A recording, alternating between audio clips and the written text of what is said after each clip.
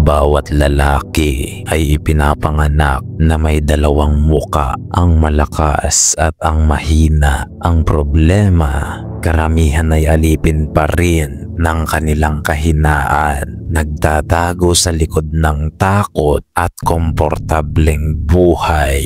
Pero kung nais mong ipanganak muli bilang tunay na lalaki, panahon na para tunawin ang iyong weak side at ilantad ang tapang na matagal nang nakakulong sa loob mo. Hit the like and subscribe button dahil matinding aral na naman ang matututunan mo sa video na ito. Let's begin. Number 1. Deprived weakness of mercy. Kung isa kang lalaki, dapat mong maunawaan na ang numero 1 kalaban mo sa tagumpay ng kalakasan ay ang sarili mong kahinaan. A weak man lives in comfort. Ang mahinang lalaki, palaging comfort ang habol niyan sa buhay. Malambot na higaan, kalsada na walang lubak at shortcut para mabilis. Ganyan ang mga halimbawa ng comfort na hindi mo halos napapansin sa araw-araw mong buhay hanggang sa unti-unti ka na nilang pinapalambot. Lagi mo itong tatandaan. Greatness doesn't come from ease. It comes from struggle. Kaya kung hindi mo sasanayin sa hirap ang sarili mo, pahina ka ng pahina niyan. Kung hindi mo didisiplinahin ang sarili mo, magiging katulad ka lang din ng karamihan. At kapag nalunod ka na sa comfort na tinatamasa mo ngayon, makakalimutan mo na ang purpose mo sa buhay. At dyan kaunti-unting mabubulok ang utak. Hihina ka na parang bulate hanggang sa makita mo ang sarili mo sa salamin na nakakaawa at nasa hindi nakaka-proud na katayuan. Comfort is the food for weakness. Discipline is the food for strength. Piliin mong mabuti ang kakainin mo. Number 2. Dominate solitude without mercy. Ang mahinang lalaki, napapaligiran din yan ng mahihinang lalaki. Dahil kapag mahina ka, nagiging desperado kang humanap ng makakasama mo. Bakit? Dahil nga sa mahina ka, natatakot kang maging mag-isa. Hindi mo kaya ang mag-isa dahil mahina ka. At dyan pa lang, alam mong tapos ka na agad sapagkat kung hindi mo kayang magsolo dahil natatakot ka, kawawa ka kapag iniwan ka na ng mundo. Dahil hindi mo maitatanggi na darating at darating ka sa punto ng buhay mo na magiging mag-isa ka na lang. Tapos hindi mo pala kaya, baka magpatiwakal ka na lang niyan bigla. Solitude is where strength is forged. Kung inaakala mong malakas ka dahil marami kang kabarkada at kaibigan, subukan mo ngang harapin ang buhay mo nang wala sila. Subukan mo ngang magsolo muna. Ikaw lang muna sa ngayon. Titingnan lang natin kung hanggang saan ka tatagal nang hindi naboboring at nilalamon ng lungkot. Tingnan lang natin kung masasanay at makakapag-adapt ka ba o susuko ka dahil sa tindi ng lungkot at pangungulila. Napakasimpleng test niyan at bilang lalaki, dapat basic lang sa'yo yan. Alalahanin mo ito. Alone time is not loneliness, it is training. Nga pala, open na ang ating membership para sa may mga gustong sumali at makinig ng mga private content.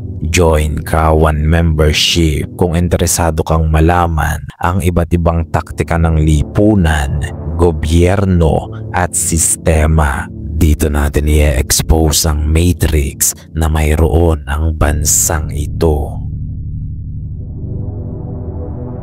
Number 3. Crush your cravings for approval.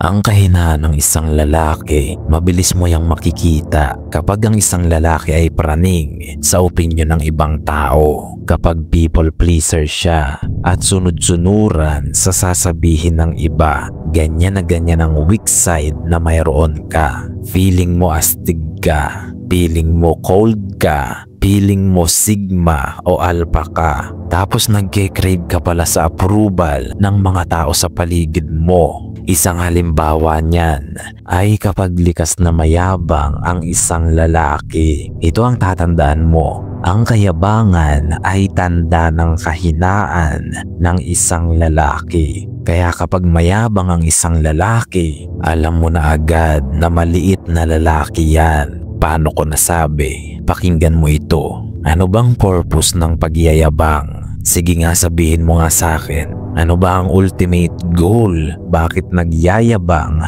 ang isang tao? Ano bang gusto niyang makuha? Bakit siya nagyayabang? Hindi ba't nagyayabang siya para lang sa validations ng mga tao? Nagyayabang siya para kahangaan, kainggitan at tingalain.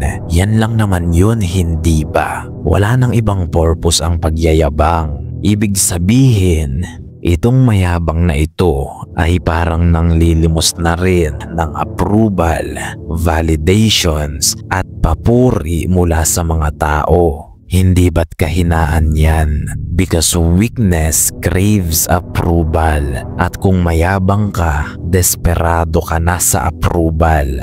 Nakakaawa. Number 4. Break your fears until they kneel. Alam mo ba na ang takot mo ang nagpapalala sa kahinaan mo? Kapag nagpapakontrol ka sa takot mo, mas lalo kang humihina niyan because fear fuels weakness. At hanggat hindi mo hinaharap ang takot mo, patuloy ka nitong pahihinain hanggang sa sobrang hina mo na, sunod-sunuran ka na lang sa takot. Hindi ka na nararapat na tawaging lalaki niyan. Ngunit ang takot, parang anino lang yan. Lumalaki kapag lumalayo ka, pero lumiliit kapag nilalapitan mo. Ganyan na lang ang isipin mo sa takot sa tuwing kukumprontahin mo ito. Liliit yan ang liliit kapag hinaharap mo ito. Tapos harapin mo lang ng harapin. Gawin mo lang ng gawin yung mga bagay na noon ay kinakatakutan mo. Kalaunan, mawawala na ng kapit ang takot sa iyo. The weak side of you bows when the brave side of you leads. Number 5. Burn bridges to pass. Ang weak side mo, palaging nakatingin yan sa mga nakaraan mo. Marahil ay naging comfort niya yung nakaraan mo. Takot siyang harapin ang kasalukuyan mo. O kaya naman ay hindi siya makawala sa kadena ng kahapon mo. Marami ang makakarelate sa bagay na yan. Ngunit alam mo rin na hindi mo kayang umabante habang nakatingin ka sa likuran.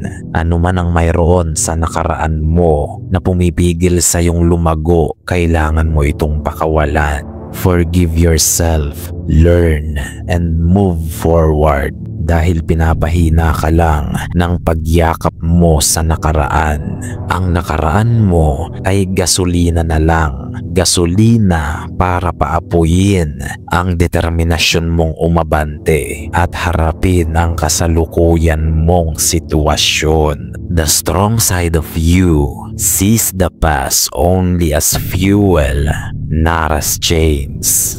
At kung nais mong suportahan ang channel na ito, hit the like and subscribe button. Nawa ang lahat ay makaunawa hanggang sa muli nating pagkikita, mga mahal kong kawal.